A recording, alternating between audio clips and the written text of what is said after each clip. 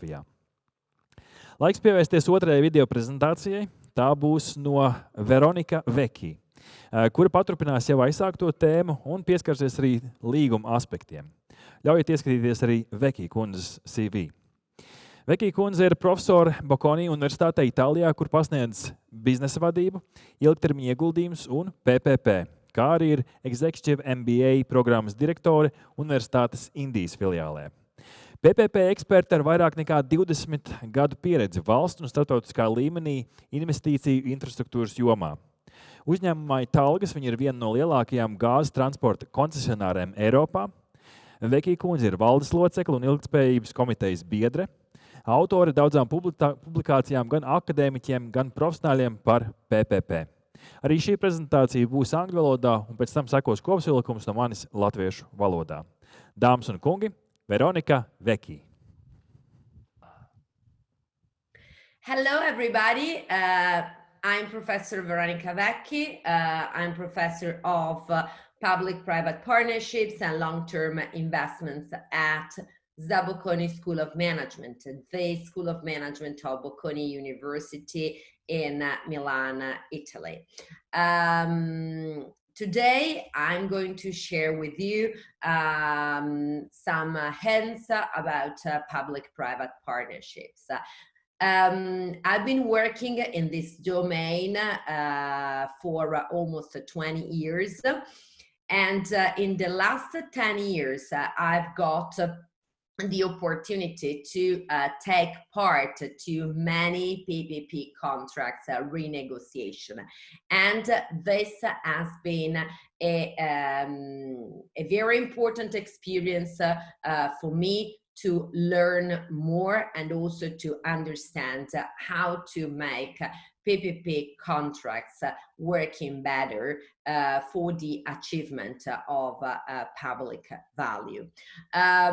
We are facing a lot of challenges right now in the aftermath of COVID, but not just for COVID pandemic. And I think that we really need to understand how to better use public-private partnerships, not only to close the infrastructure gap and not only to build hard infrastructure, but also to develop better and more innovative services in order to answer to the society needs and the emergence of different societal challenges.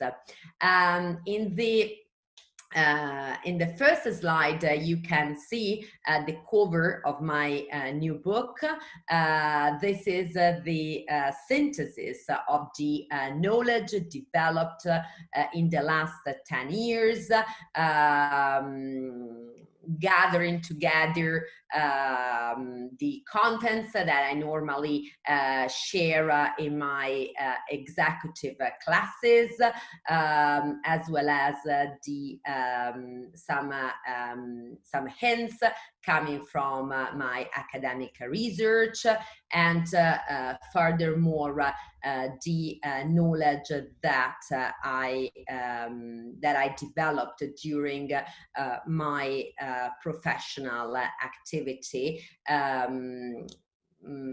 while I support public institutions and private players in setting up and renegotiating a public-private partnerships contract. So before talking about PPP for infrastructure and services, let me spend a few words about the wide meaning of PPP. Actually, sometimes there's a little bit of confusion because I'm sure that if you Google PPP, you can find many results about infrastructure. PPP is not just infrastructure. PPP is much more. And I think that we have the responsibility to conceive different approaches to PPP in order to exploit the great opportunities that can be generated when public and the private sector work together.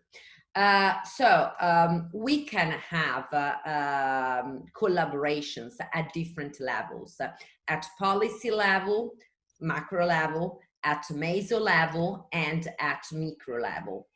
At policy level, the interaction between public and private sectors is very important in order to conceive new policies and new approaches.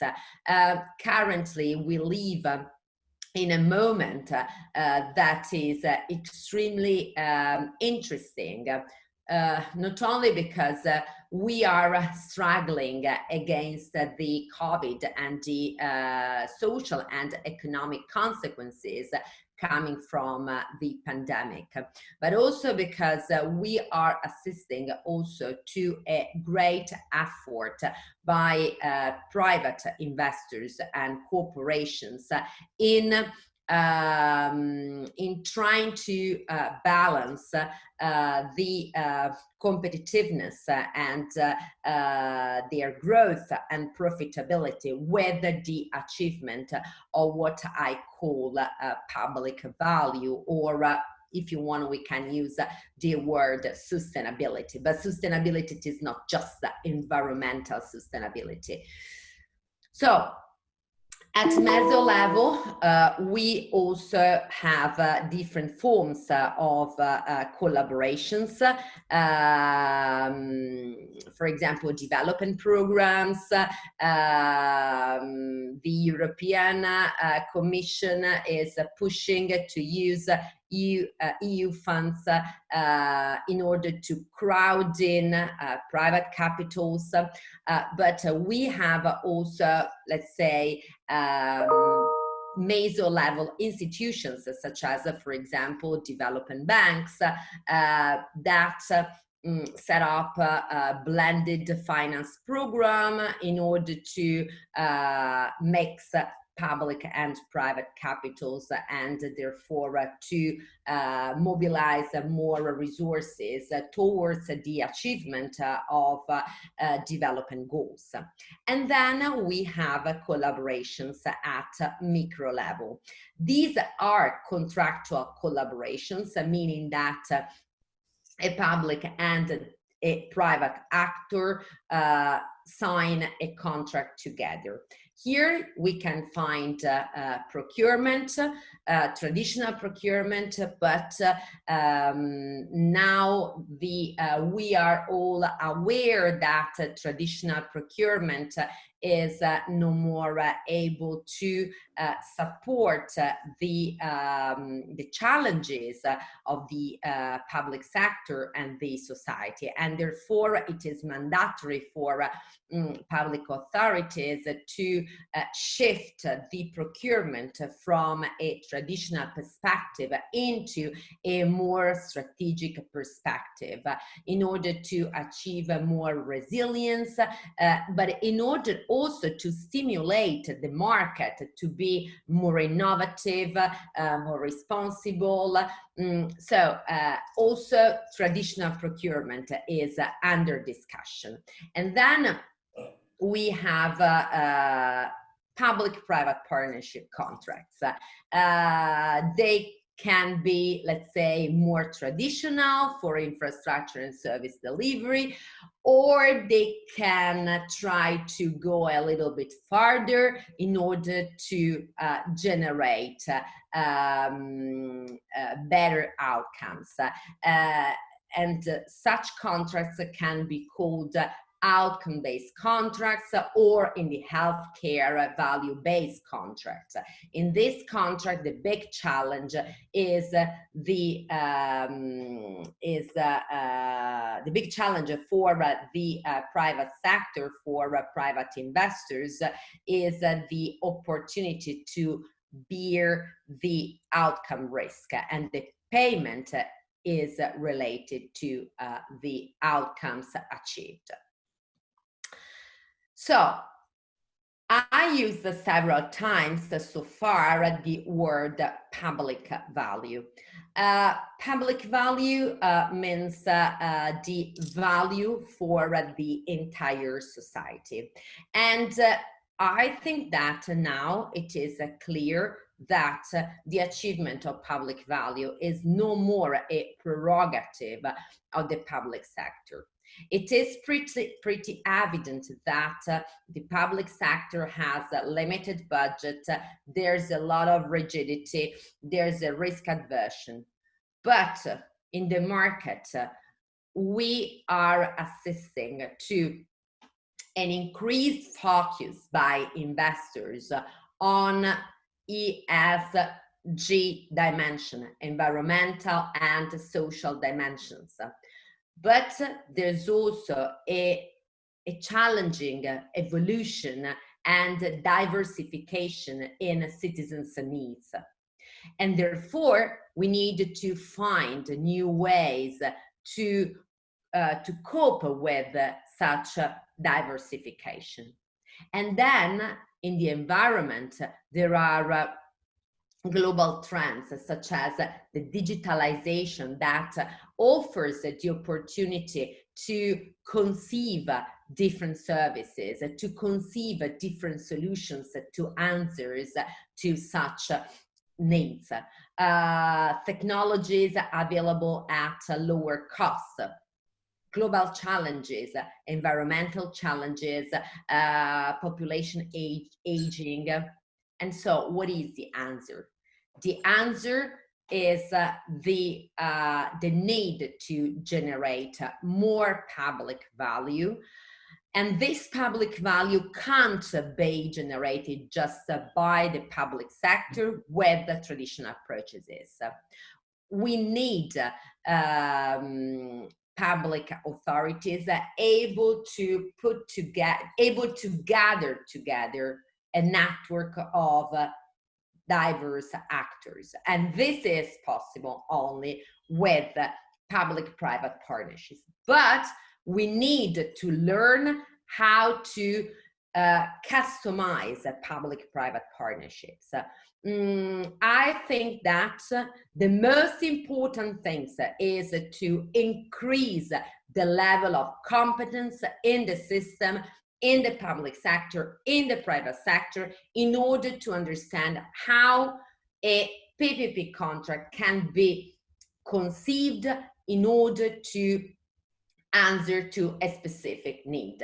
The Me Too approach is no more valid. The word is so different. The word is so different. So we can't copy, because a model that can work in Italy, that can work in France, that can work in Germany, that can work in the UK, can't work elsewhere.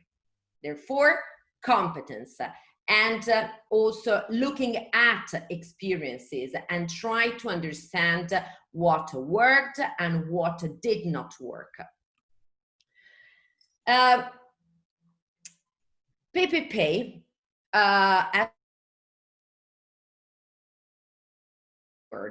especially for economic infrastructure, such as, for example, energy infrastructure, transportation. And PPP has been also used as a way to introduce more market in social infrastructure, such as, for example, in healthcare. We made a lot of mistakes in the past, everywhere in the world, and scholars like me have studied quite a lot such mistakes. However, there's the opportunity to overcome such mistakes And the best way to overcome such mistakes is to understand the issues, what happened, and try to fix such mistakes. Another important thing, if the level of competence is not very well sophisticated, is to avoid to run too far away. I mean that we can start with small projects, small applications, and then if they work, we can introduce more complexity. So for example, I work very much in the healthcare sector, and now PPP is no more a solution to build new hospitals or to refurbish old hospitals, but PPP is a solution also for the provision of technologies and the delivery of better services to users in order to reduce waiting lists, in order to treat more complex pathologies, etc., etc. But for example, in healthcare, it is crucial, the decision whether or not to include the refresh of medical equipment.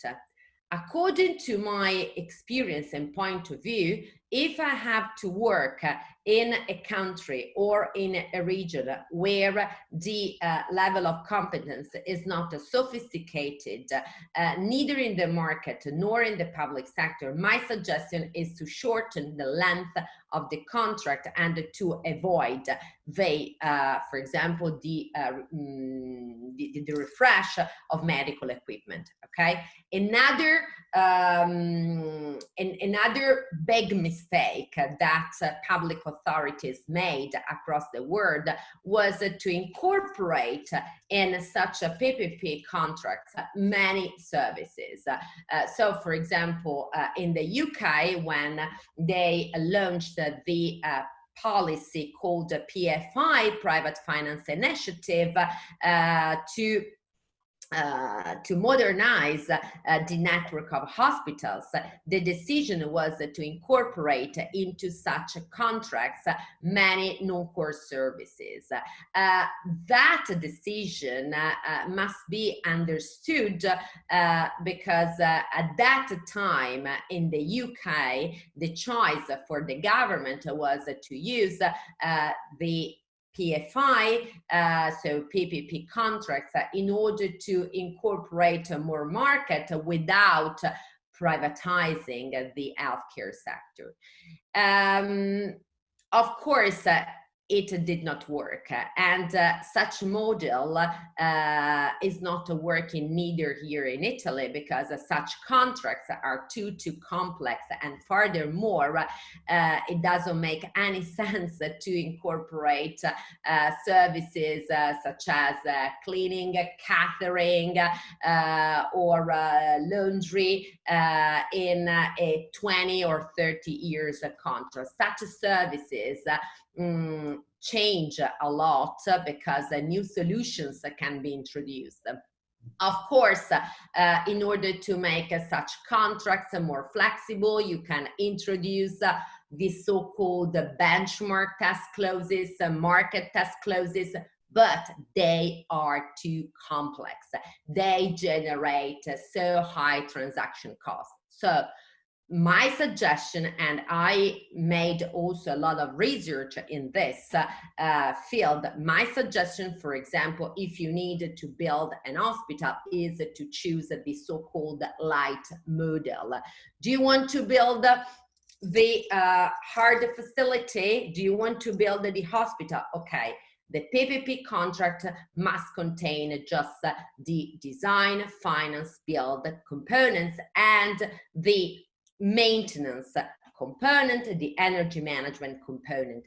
So just those services that are strictly related to the investment. Then you need to build a new emergency room or a new operating theaters. Okay, you can structure a light PPP, more technology-based, just to focus on that specific need.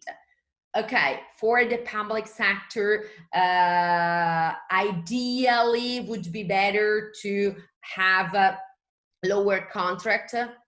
I don't think so, because, okay, if you have more contracts to be managed, you need, of course, more coordinators, but the transaction costs in each contract are lower, and also the information asymmetry is lower, and the public sector can better control, monitor, coordinate such contracts.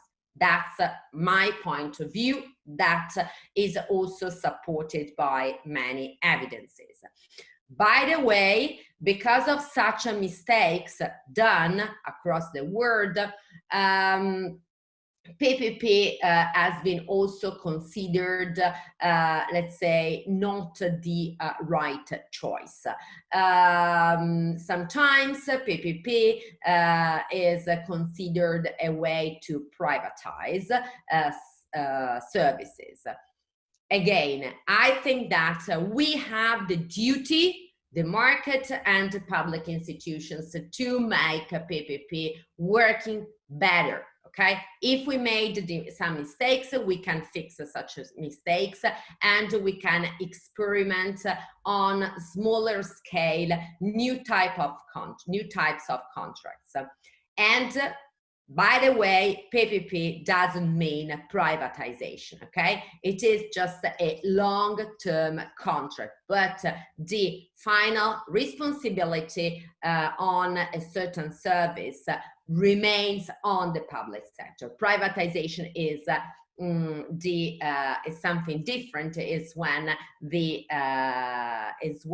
public sector sells assets or liberalize a specific sector. But of course, when we talk about hard infrastructure, the privatization is sometimes almost impossible, because larger scale infrastructure are natural monopolies. Okay, so why PPP? Of course, the PPP has been used in order to close the infrastructure gap. In Europe, according to the G20 Global Infrastructure Hub, we have an infrastructure gap of almost $2 trillion just for economic infrastructure. And then we have more or less 1 trillion euros of gap in health and education. These data about the infrastructure gap in health and education comes from a study that I coordinated here in Bocconi on behalf of the European Investment Bank. Of course, in order to estimate the infrastructure gap, different institutions use macroeconomic models. Macroeconomic models are relevant in order to calculate the difference between let's say, the so-called business as usual trend, meaning the future investments in infrastructure based on past investment, and another curve that is called maximize needs. Of course, these are top-down models, and such top-down models, macroeconomic models, don't take into consideration how new technologies and also shocks can produce different needs, as well as different solutions to cope with such needs. So again, probably in healthcare, we don't need big hospitals anymore, and we need, for example, more territorial services, more telemedicines, etc., etc. And the same for schools, okay? The pandemic shock is showing that probably we need more intangible infrastructure rather than large and traditional buildings.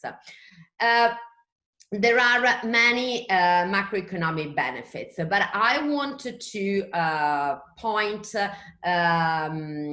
out the importance of PPP to innovate and diversify services.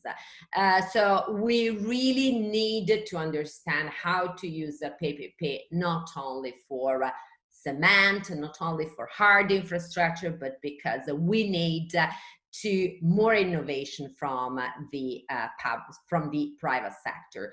The public authorities should be able to say, look, market, this is my need.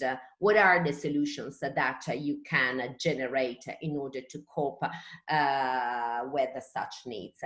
That is what we really need from PPP. And then, of course, under a more traditional perspective, PPP, but only if PPP contracts are well conceived, can contribute to the achievement of microeconomic benefits, such as the delivery of infrastructure on time, on budget, on quality.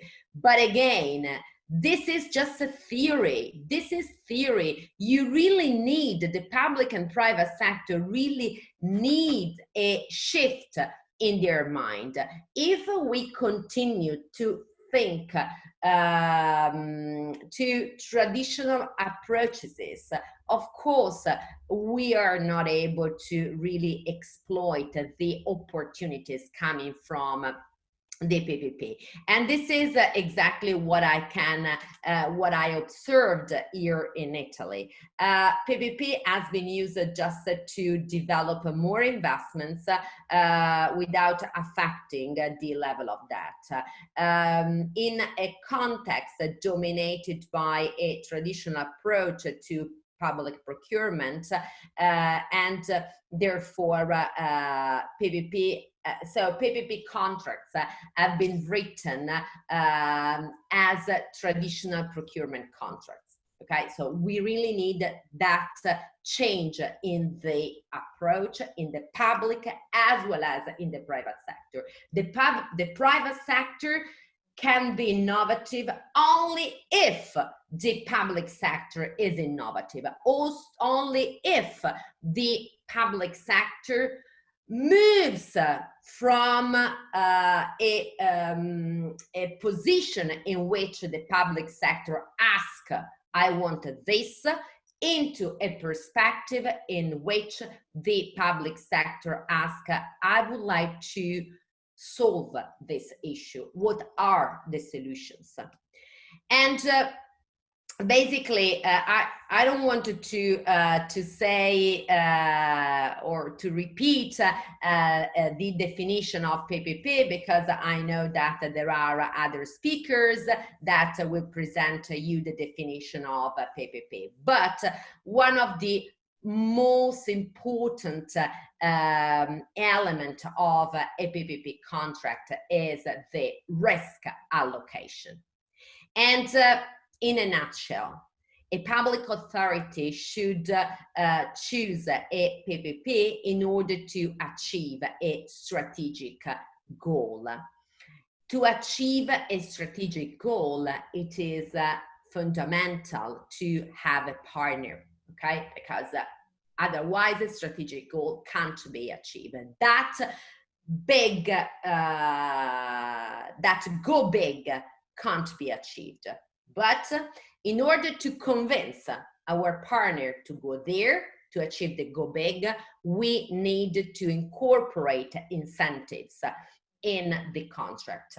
And the idea is no achievement, no go big, no or lower payment. And in a nutshell, this is exactly the definition of operating risk in the EU directive on concessions. And based on that, a PPP must be a concession, because the PPP must be used in order to achieve that go big. And then, of course, when you approach the PPP domain. There are several levels. We use a PPP with an umbrella definition. If you read Eurostat manual for the accounting treatment of PPP, Eurostat makes a distinction between PPP and concession. So it is important to familiarize, but let's go back to the fundamental. Okay, so the PPP must be used to achieve strategic goals, and you really need to incentivize the economic operator. Incentives can be created through the risk allocation. And this is also important, the concept of economic and financial equilibrium. The economic and financial plan must be strictly related to the contract. I always say that the contract and the financial plan must kiss each other, okay? And therefore, the economic and financial plan should achieve the economic and financial equilibrium at when the contract is signed.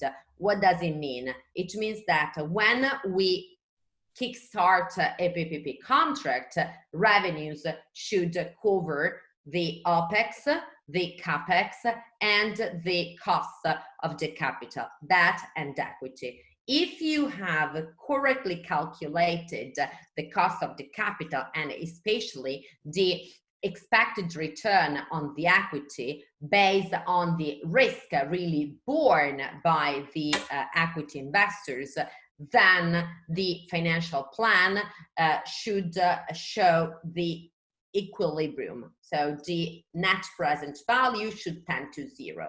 If we start with a net present value, very positive, it is a sort of waiver in case of some risk happen, and therefore the risk allocation is reduced. Of course, the economic and financial plan must be well conceived in order to ensure the remuneration to industrial investors and to financial investors if they are able to manage the risk and to bring the public sector to the strategic goal. This is the traditional structure of a PPP contract. For me, it is very important to understand that we have two PPP models, tariff-based and availability-based. In the past, we were used to think that a PPP contract could be a good solution for economic infrastructure where users can pay a tariff.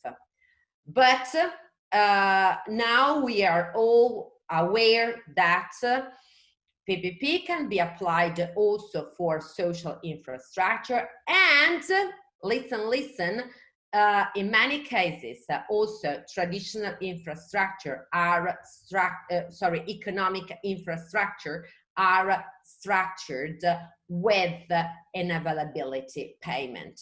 So, for example, in a couple of years back, I took part to the renegotiation of the Pedemontana Veneta, a motorway here in North Italy, in the Venice area. And basically, there were several mistakes. And so at the end, the decision was to restructure the payment mechanism to avoid a big cost for the region, because the contract was protected by a minimum revenue guarantee. So we changed the payment mechanism. Now the region collects the tolls. With the tolls collected, the region pays the availability charge, and therefore now the contract is in balance. Based on the previous structure, the risk for the region was a loss of almost 13 billion euros because of the activation of the minimum revenue guarantees in a contract where the demand was overestimated. So basically, as said, very often economic infrastructure are natural monopolies, and for smaller infrastructures such as, for example, sport facilities, the authorities set social tariffs or conceive the infrastructure for specific targets, for specific needs, and therefore the opportunity for the economic operator to generate the demand and to achieve a return is reduced. And therefore, in such situation, I believe that the payment of the availability charge by the authority is very important, and it is a solution. Of course, it is also important to set and to incorporate incentives in both contracts if we really want to challenge the economic operator to achieve the go big. There are a couple of issues that are very important when you structure a PPP contract. Again, payment mechanism, incentives, and the indexation to inflation. Be careful to this, never to index the full payment to inflation, because the inflation, of course, it is not a big deal in Europe where we have quite a stable macroeconomic conditions, but we really needed to neutralize such risk for both parties. The length, never too long, better simple contracts, better shorter contracts. And don't be afraid, and this is a suggestion for public authorities, to use grants. Grants during the investment phases are very important, not too much, because the investment risk, the financial risk, should be capped by the SPV, by the economic operator. But if you have some money, it is important to use the money for the project. And finally, sorry, I went a little bit long. This is, of course, one of the main drawback for people like me used to teach, the big challenge. I really would like in 5 years to see more outcome-based contracts, to see more PPP contracts where the economic operator is paid also on the basis of the social achievements. So when we talk about sport facilities, the big challenge is not only building a new swimming pool, but the big challenge is to make to have more people using the swimming pool, more elderly using the swimming pool, and a better quality of life. And we can make more examples, but I think that this is the big challenge. So in a nutshell, we need more innovation. And of course, I know that for the public sector is sometimes very difficult to accept a PPP contract with an availability payment that may be more expensive than the historical cost. But remember that in a PPP, you contractualize the achievement of some goals and social benefits. If the economic operator is not able to achieve such social benefits, there will be deductions to the availability charges, and ultimately there will be a saving compared to a traditional procurement. So it is important to use the value for money analysis, especially for availability-based PPP contracts, but such value for money analysis again must be shaped and well conceived. The public sector should be able also to understand what is the cost for the society due to a traditional service. Thanks very much, and follow me on LinkedIn to have more inputs and to contribute to the development of a better approach to PPP across Europe. Paldies, Vecchi kundzei, par izsmeļošo stāstījumu. Pilnīgi tāda sajūta, ka es tikko būtu apmeklējis Bocconi universitāti. Tad es sniegšu jums latviešu valodā tādu slinka studenta pierakstus pavisam īsi un koncentrēti. PPP kā daļa no līgumos balstītām partnerībām. Uz šādu skatu sākumā aicināja skatīties Vecchi kundze, uzsverot, ka dažkārt var sniegt šāda pieeja pat labākus rezultātus kā iepirkuma procedūras. PPP kā instruments, kas var radīt risinājumu kādai specifiskai sabiedrības vajadzībai. Vienā PPP līgumā Vecchi kundze aicina neiekļaut pilnīgi visus iedomājumos pakalpojumus, drīzāk koncentrēties uz konkrētiem pakalpojumiem vai servisiem, kas ir nepieciešami, kas attiecās uz konkrētās, piemēram, infrastruktūras izveidošanu. PPP nav servisu privatizācija. Beigās atbildība par uzturēšanu paliek publiskā partnera pusē. Makroekonomiskā līmenī ir daudz ieguvumi, taču PPP ir labs instruments inovāciju un servisa daudzveidības veicināšanai. Laba PPP līguma pamatā ir izcili izstrādāts finanšu ekonomiskais aprēķins. Tas palīdz menedžēt riskus, un, kā jau iepriekšējā prezentācijā dzirdējām, tad riski ir diezgan lielā mērā uz privātā partnera pleciem. Un visbeidzot, ilgtermiņā Vecchi kundze gribētu redzēt PPP līgumus, kuri būtu balstīti arī uz izveidotās infrastruktūras izmantošanu, kā vienu no faktoriem. Tur bija piemērs ar peldbaseinu, privātais partneris uzceļ peldbaseinu un ne tikai uzceļ, bet arī rūpējās, lai cilvēki apmeklē to un lai šī infrastruktūra tiktu izmantota. Es ceru, ka Vecchi kundze, ka es darīju jums godu ar šo kopsavilkumu, ja mums ir laiks doties tālāk uz nākamo prezentāciju.